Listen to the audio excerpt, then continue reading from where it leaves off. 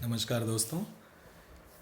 और आज मैं अपने इस नए चैनल के लिए पहला वीडियो बना रहा हूँ।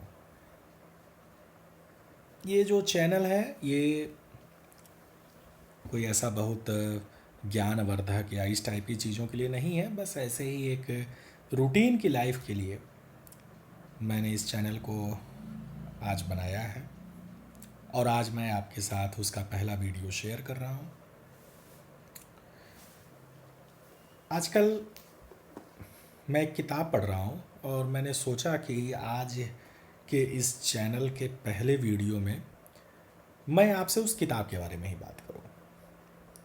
और वो किताब है जस्ट ट्रांसफर्ड, अशोक खेमका के बारे में, untold story of Ashok Khemka. और ये किताब लिखी है भावदीप कांग और नमिता काला ने।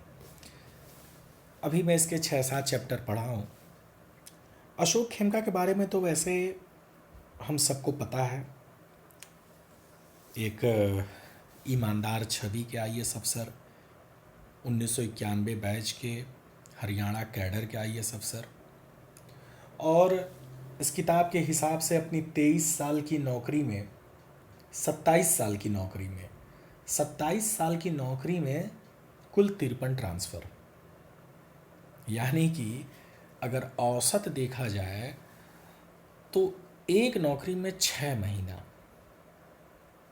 और जब आप और थोड़ा माइक्रो लेवल पे पढ़ेंगे तो आप पाएंगे कि बहुत से मौक़ों पर तो ये 6 महीना भी नहीं है, कभी कभी महीने 2 महीने के अंदर ही ट्रांसफ़र। क्यों? क्योंकि अशोक खेमका जो हैं वह सिद्धांतों के व्यक्ति हैं। जो नियम कानून है, जो कानून की भावना है, सिर्फ नियम कानून जो लिखा गया है उस शब्दों के लिए नहीं, वह जिस भावना के साथ लिखा गया है, कानून को जिस भावना के साथ बनाया गया, उस भावना को समझ करके काम करने के लिए अशोक खेमका जाने गए।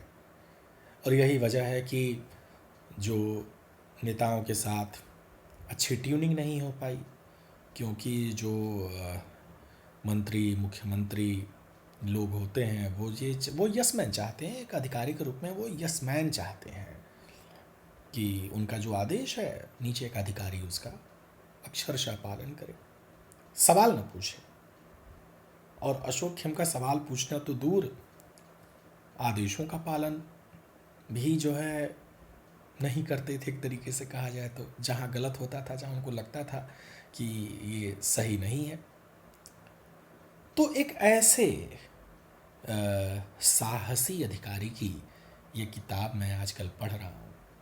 और बहुत से मौके हैं जहाँ पे सीधे मुख्यमंत्री के साथ इनका टसल हो गया।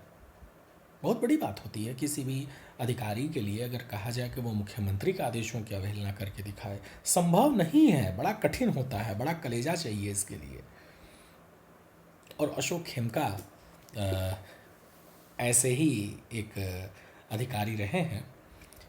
मुझे नहीं पता कि मेरा ये वीडियो कभी अशोक खेमका साहब देखेंगे कि नहीं देखेंगे, लेकिन मैं उनको बताना चाहूँगा कि मैं इस किताब से बड़ा प्रभावित हुआ हूँ। और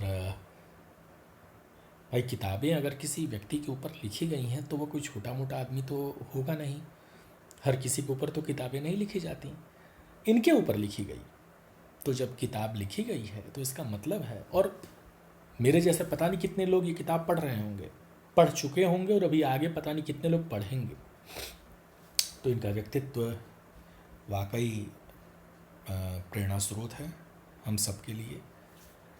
और ईमानदारी में तकलीफ़ें तो होती हैं, लेकिन उन तकलीफ़ों की वजह से ईमानदारी जैसे गुण को छोड़ा नहीं जा सकता।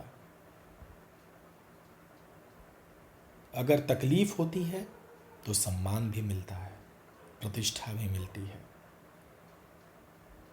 आपका नाम बिल्कुल नोट की तरह हो जाता है। जैसे नोट होती है करेंसी, उसकी एक वैल्यू होती है, मार्केट में वो नोट उतने मूल्य पर चलती है।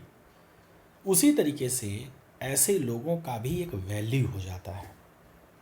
कि अगर फलाने व्यक्ति कोई बात अगर कह रहे हैं तो उनकी बात गलत नहीं होगी, वो सही ही होगी।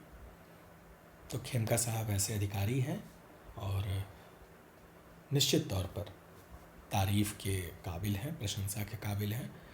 और सिर्फ तारीफ़ और प्रशंसा के ही काबिल नहीं हैं, सही मायनों में देखा जाए तो अनुसरण करने के भी काबिल हैं।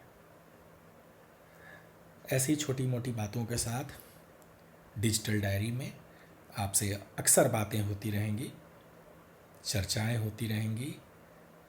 लाइक करिए, सब्सक्राइब करिए। मुझे कहना अभी नहीं आता है, लेकिन बातें होती रहेंगी। बहुत बहुत धन्यवाद।